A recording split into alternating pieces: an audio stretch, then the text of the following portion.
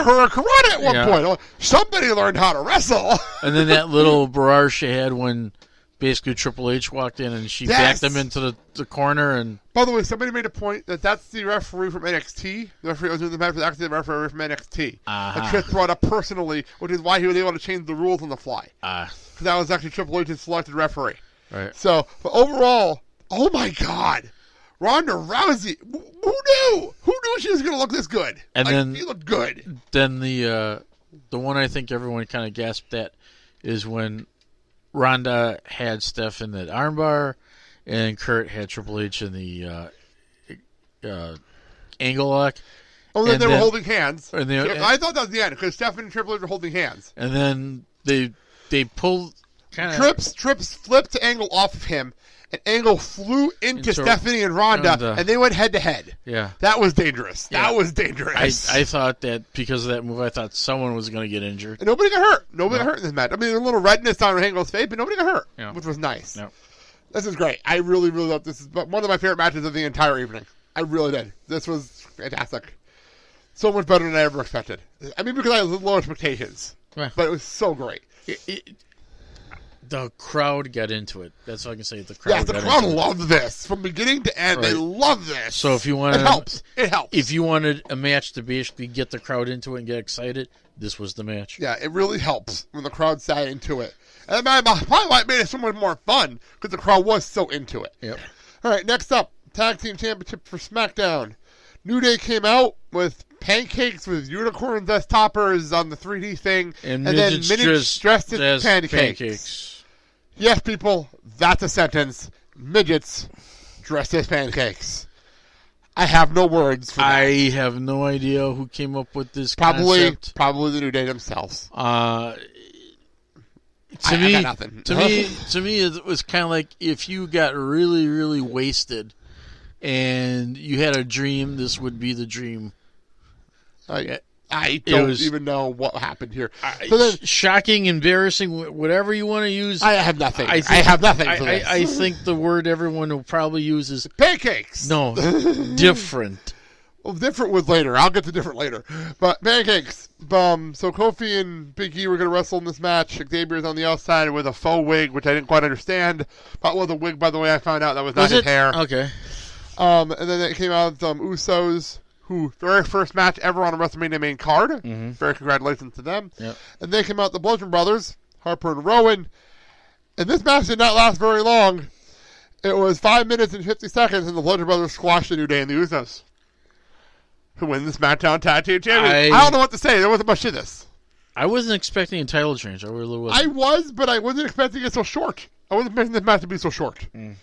So that was quick and out, and I don't know what to go next. I guess I have no idea where to go next. So this is the last thing. CJ saw before he went to sleep. Mm. Cena came out. Because I was like, okay, and then Cena came out. I was like, okay, we'll wait till this segment's over. Cena came out, and he's ready to go. He's ready to go, and Taker didn't come out. So the lights go down. Right. The lights go down. I'm getting there. Yep. The lights go down. Yep. And Elias came out, which, admit, did not see that one coming. Did not expect Elias. He comes out and starts doing his thing. And I enjoy Elias. Don't get me wrong, but this came out of nowhere. In the background, you hear the fans just chanting booing. Well, they're also chanting for Taker. Taker and booing Elias. Which is good. It was the one time Elias truly got heel heat. Yep. It was the one time. Because normally, he'll get a mixture, the crowd will sing along, but they were so pissed off that they got heel heat. And that might have been the point. That might have been the point of this for him. Yep. He did his thing. Cena got pissed off. He attacked Elias. There was really no thing here. And then they beat up Elias, and then Cena left. As Cena left, the lights went out again. But here's the thing, because Cena didn't know it was a match. All of a sudden, a referee comes in. Well, this wasn't a match. Elias wasn't a match. Yeah, but the referee comes in, and they count, and it's 1, 2, 3. Oh, no. The Elias Cena thing was not a match. It never happened. There was no pinfall. Okay, there was no pinfall. There was no ref for this. Okay, I thought there was a ref that came in. No, not for this. Not for this. Okay. There was a ref out there, but not for this segment. Because it was just the two of them doing their thing, and then Cena beat up Elias. Okay. So then they left. There was no match. Cena was pissed. He goes up the ramp. I thought it was interesting that the announcers started calling out Cena for looking very dejected and not into it tonight. Mm. I thought that was interesting. And then the Cena music hits, the lights went out, the same music stopped, the lights went out, and then the lights came back up, and the Undertaker outfit from last year is in the ring, and then they lit it on, then they had lightning strikes hit it, which was weird, but okay, fine, I'll go with it. Apparently they didn't show that in the arena, that was just for us at home. Okay. But apparently that was just for us at home. Okay. And so nobody in the arena saw that. Okay. And the lights went off again, lights came back up, and out comes Undertaker. Coming up, rising up from hell with the moon behind him, like he came off of like he borrowed Ember Moon's entrance video. Yeah. And then he came out and he did the entrance, and the entrance lasted longer than the match because then we had John Cena versus the Undertaker, and John Cena got squashed by the Undertaker in 2:45. Your thoughts? I know you were really, really pissed last night about this. So go ahead. I was.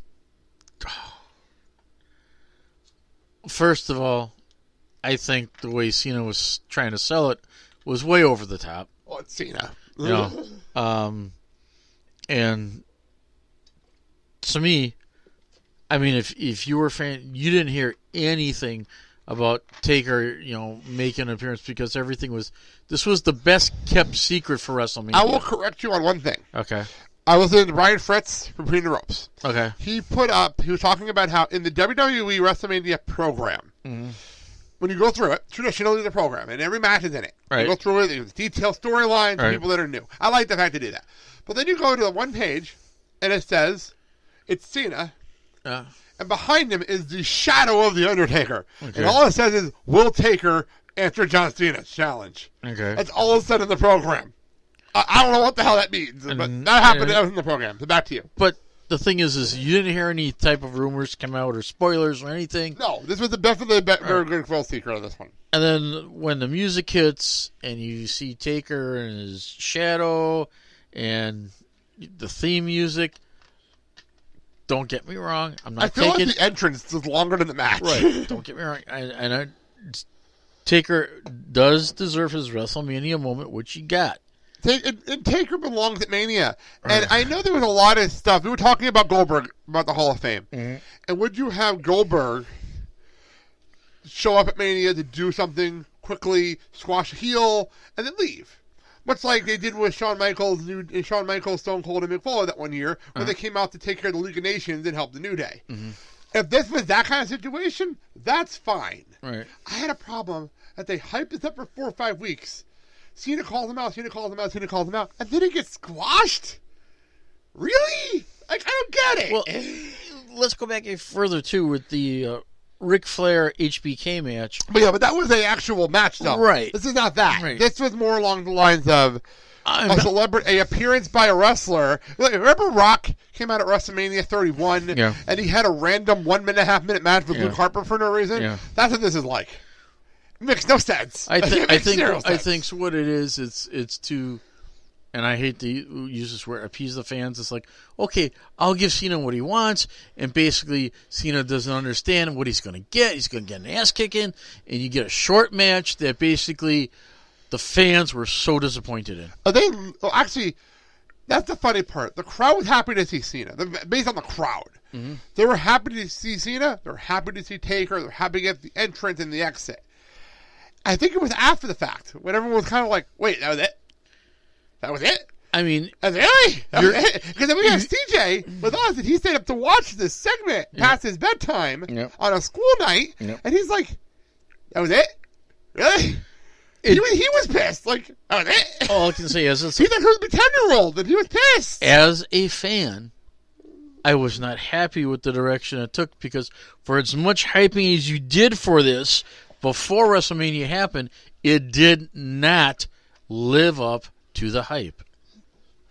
Well, speaking of living up to the hype, we move on to we had the Hall of Fame, and then we did. This is where Kid Rock wasn't there, so that's interesting. Mm-hmm. Oh, and Goldberg did not do the full entrance, but he did get full pyro for his entrance, so that was pretty cool. There you go. They didn't do the knock on the wall. They didn't do the knock on the door like they did at the Hall of Fame, but he did get a full pyro. There you go.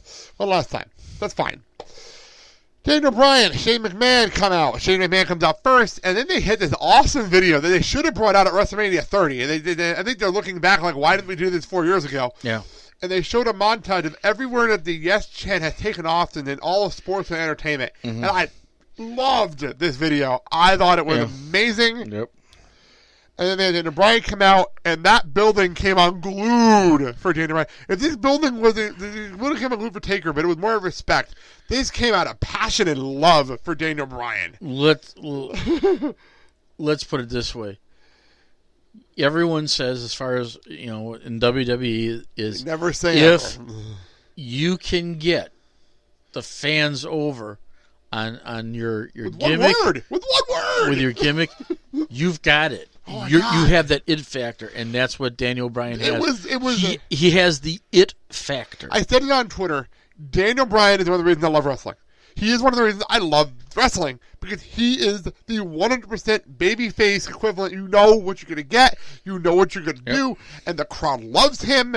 And he's so energetic. You can't help but smile. When he comes out, it's impossible not to smile when Daniel Bryan comes to the ring. It's impossible. When he was at the top of the ramp and he's looking over the crowd. Oh, my God, what a sight. And basically he's got a little bit of a smile to him.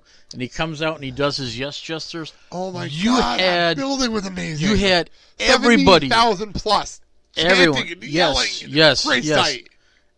And here's the thing. You even got Shane to go along. Shane was having fun with the fans, which was great. Amazing moment. By the way, I heard WWE, like at the NXT show where they handed out the Johnny Gargano emoji signs. Mm-hmm. That was WWE did that. Yep. They handed out yes signs, and WWE did that. Yep. And I respect WWE for that, because they didn't have to do that, and they did. And I like the fact they did that. So very cool moment.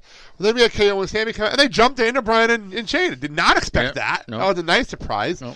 So Shane did most of the match by himself, and then you were saying, why are they doing this? I'm like, Daniel Bryan is the best at hot tags. Right. He is the best, like the absolute best. So I said I predicted this. When I started, like, they're going to have him beat down, and then Daniel Bryan's going to come up and you get a hot tag, and the crowd's going to erupt. It's exactly what happened. Daniel Bryan was the old school Daniel Bryan, without the headbutts, without no headbutts, and no flying headbutts of any kind. You notice that? There was none of that, which I appreciated. This match went 15-25. The last 5 minutes was all Daniel Bryan, and they won. Daniel Bryan and Shane won, and I really, really fucking enjoyed this. Yep. I think I'm very, very, very, very biased when it comes to Daniel Bryan. I'm openly honest about this. Yep. So, really, really exciting. I like how Shane sold it with the beatdown from both Kevin and Sami Zayn. He sold it really well.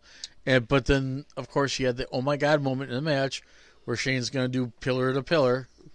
And they played out the hernia stuff, too. I didn't expect that. Right. That was a nice surprise. One more thing I have to mention. We were joking about this last night, and I didn't catch this. It was in the report here from Jason Powell. Mm-hmm. When KO was beating up Shane in front of his kids. Right. I did not see this. I think you may have said something, but I kind of brushed it off. So if I did, I apologize. Yeah. Linda McMahon was sitting next to his boys. McMahon was sitting next to his boys, but I didn't notice it, and Jason wrote it down. Apparently, she looked like, Linda McMahon, just sitting there still, not reacting to anything. Yeah. So, there you go. So that was that. Okay, let's move on. We're going to go right past the fighting with my family clip, because I'm sick of seeing it. As much as I am looking forward to this movie, I do want to watch this movie. I'm so sick and tired of seeing this clip of The Rock. Just have a different clip. Can we have a full trailer? That'd be great. Can we just have a different clip, please? Yeah, maybe, like I said to you, I don't know if WWE expected people to watch everything like they did. Mm-hmm. They showed this 3 times during every show. It got really annoying after 14 hours. I mean, have a clip when you're first meeting Vince or something. Just change it up. I get you got The Rock in this movie and it's a big deal. I understand that. You got The Rock in a movie. It's a WWE Studios movie. It's a very big deal. But come on. It's annoying now. And I guarantee we'll see it again tonight. Anyway, so I'm just trying to speed this up a little bit. We had Alexa Bliss getting an awesome entrance. Yeah. I really liked the Goddess entrance. That was really, really sweet. Yep. And then Nia Jax came out wearing an outfit that says to me, fuck you, I'm going to show off my curves and my boobs, and I'm not going to care. There you go. I'm not going to care. That's pretty much what Nia's outfit told me, and I respected that 100%. And Nia came down to the ring and very focused. And beat the living shit out of Mickie James. That's what happened first. There you go. She beat the living shit. She threw her around like a freaking rag. She reminded me of, the Big Show throwing around Rey Mysterio. That's what that reminded me of. I mean, holy shit. If you looked at, I believe even the color commentators were going, oh my God, how high did she throw Mickie? But yeah, that was like, like I said, it was like Big Show beating up Rey Mysterio.